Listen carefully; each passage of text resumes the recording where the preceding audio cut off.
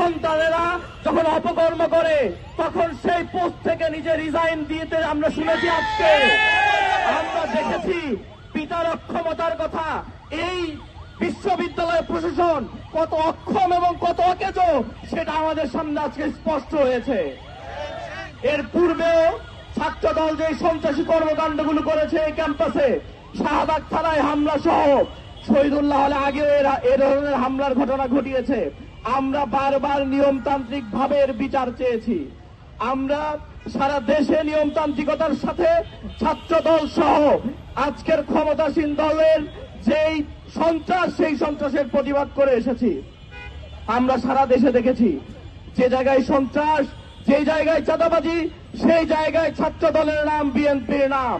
আমরা নিয়মতান্ত্রিক ভাবে এর প্রতিবাদ করতে চেয়েছি, কিন্তু তারা যখন প্রতিটি পদে পদে আমাদের উপর হামলা করার সাহস দেখায়, যখন তারা আমাদের উপরে হাত তোলে, তখন আমরা স্পষ্ট করে বলতে চাই, যদি এখনই তারা না থামে তাহলে আমাদেরকে এর বিরুদ্ধে যে প্রতিরোধ, সেই প্রতিরোধ গড়ে তুলতে হবে।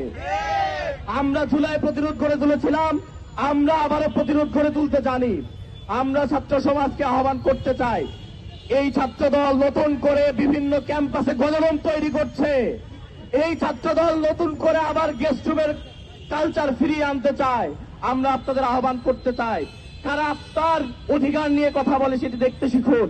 কারা আপনার অধিকার নিয়ে কথা বলে সেটি দেখতে শিখুন।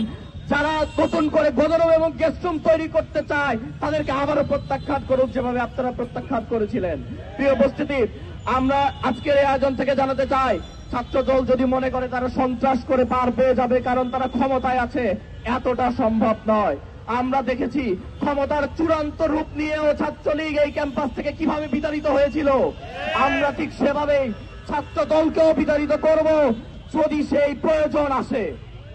প্রিয় উপস্থিতি, আমরা দেখেছি সারা দেশে ছাত্রদল বিভিন্ন ক্যাম্পাসগুলোতে গণরুম তৈরি করছে। 2 রুমে 24 জন ছাত্রকে তারা জায়গা দিয়েছে, আমরা দেখতে পেয়েছি। অথচ এই ক্যাম্পাসে যখন শিক্ষার্থীদের অধিকার নিয়ে আমরা কাজ করি, হল সংসদ যখন কাজ করছে, তখন আমরা দেখতে পাচ্ছি দফায় দফায় প্রভোস্টরা নির্বাচিত প্রতিনিধিদের সুপোজ নোটিশ পাঠাচ্ছে। কারণ কি? কারণ হচ্ছে তারা শিক্ষার্থীদের অধিকার নিয়ে কাজ করছে, তাদের শিক্ষার্থীদের অধিকার দিতে তাদের সমস্যা। অথচ যারা এই ক্যাম্পাসে দিনে দুপুরে সন্ত্রাস করে তাদের বিরুদ্ধে কোনো ব্যবস্থা নিতে তারা পারছে না। আজকে আমরা দেখেছি প্রক্টর অফিস থেকে বলা হচ্ছে রাগের মাথায় সবাই নাকি কিছু করে ফেলে। রাগের মাথায় যদি করে সবকিছু জাস্টিফাইড হয়, তাহলে কি এই রাগের মাথায় যদি কেউ সন্ত্রাস করে সেটা কি বৈধ? অথচ আমরা দেখলাম প্রক্টর অফিসের মতো এরকম একটা দায়িত্বশীল জায়গা থেকে তাদের এই হামলাকে জাস্টিফাই করা হলো।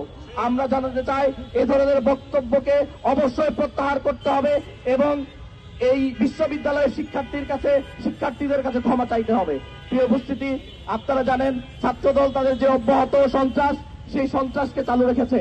আমরা এই ক্যাম্পাসকে নিরাপদ রাখার জন্য যে ধরনের পদক্ষেপ রাখা দরকার, সেই ধরনের পদক্ষেপই ভবিষ্যতে আমরা গ্রহণ করব।